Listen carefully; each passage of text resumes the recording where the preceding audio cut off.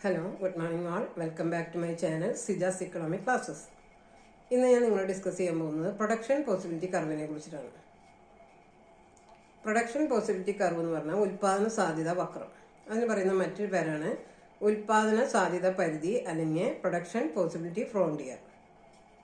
അപ്പോൾ എന്താണ് PPC എന്ന് നമുക്ക് നോക്കാം. അപ്പോൾ ഇത് എന്തിനു വേണ്ടിയിട്ടാണ് ഉപയോഗിക്കുന്നത് എന്ന് നോക്കാം. നമ്മുടെ സാമ്പത്തിക പ്രശ്നങ്ങൾ വിഭവങ്ങളുടെ ലഭ്യതയുമായി ബന്ധപ്പെട്ടത്, വിഭവങ്ങളുടെ കാര്യക്ഷമത, വിഭവങ്ങളുടെ വളർച്ച തുടങ്ങിയ കാര്യങ്ങളുമായി ബന്ധപ്പെട്ടിട്ടുള്ള എല്ലാ സാമ്പത്തിക പ്രശ്നങ്ങളെയും പരിഹരിക്കുന്നതിനുള്ള ഒരു സ്റ്റാറ്റിസ്റ്റിക്കൽ ടൂളായിട്ട്, ഒരു ഉപകരണമായിട്ട് നമ്മൾ ഈ പ്രൊഡക്ഷൻ പോസിബിലിറ്റി കർവിനെ ഉപയോഗിക്കാം.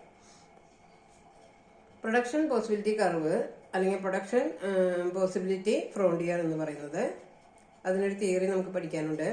തിയറിയിൽ പറയുന്നത് ഇതാണ്: അവൈലബിൾ റിസോഴ്സ്, ലഭ്യമായ വിഭവങ്ങളും ടെക്നോളജി, സാങ്കേതികവിദ്യയും ഉപയോഗിച്ച് പ്രൊഡ്യൂസ് ചെയ്യാൻ കഴിയുന്ന, ഉൽപ്പാദിപ്പിക്കാൻ കഴിയുന്ന രണ്ട് വസ്തുക്കളുടെ, ടു ഗുഡ്സിന്റെ വേരിയസ് കോമ്പിനേഷൻസ്, വിവിധ സംയോഗങ്ങൾ യോജിപ്പിച്ച് വരയ്ക്കുന്ന രേഖയെ പറയുന്ന പേരാണ് ഉൽപാദന സാധ്യതാ വക്രം അല്ലെങ്കിൽ പ്രൊഡക്ഷൻ പോസിബിലിറ്റി കർവ് എന്ന് പറയുന്നത്.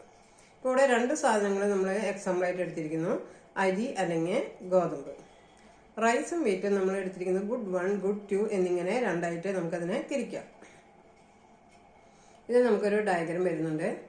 അപ്പോൾ അതിൽ പറയുന്നത്, നമ്മൾ മുഴുവൻ വസ്തുക്കളും, അതായത് മുഴുവൻ റിസോഴ്സസും നമ്മൾ റൈസ് പ്രൊഡ്യൂസ് ചെയ്യാനായിട്ടാണ് ഉപയോഗിക്കുന്നതെങ്കിൽ നമുക്ക് വീറ്റിൻ്റെ പ്രൊഡക്ഷൻ എന്താണ് വേണ്ടെന്ന് വെക്കേണ്ടി വരും.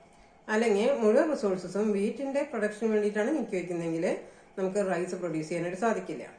അല്ലെങ്കിൽ മറ്റൊരു കോമ്പിനേഷൻ എന്ന് പറയുന്നത്, റൈസിന്റെ അളവ് കുറച്ച് വീറ്റിന്റെ യൂണിറ്റ് കൂടി നമ്മൾ കൂട്ടി രണ്ടിന്റെയും ഒരു സംയോഗം കൊണ്ടുവരാനായിട്ട് സാധിക്കും. അപ്പോൾ ഓരോ രാജ്യത്തിന്റെയും വിഭവങ്ങളുടെ ലഭ്യതയും അവിടുത്തെ ആവശ്യങ്ങളും പരിഗണിച്ചായിരിക്കണം എന്ത് ചെയ്യേണ്ടത്, ഉൽപാദന സാധ്യത വക്രം വഴിയായിട്ട് നമുക്ക് പ്രൊഡക്ഷൻ നടത്താനായിട്ട് സാധിക്കുക.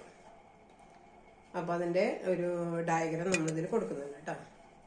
അപ്പോൾ എല്ലാവരും സബ്സ്ക്രൈബ് ചെയ്യുക, ഷെയർ ചെയ്യുക, കമന്റ് ചെയ്യുക. Okay.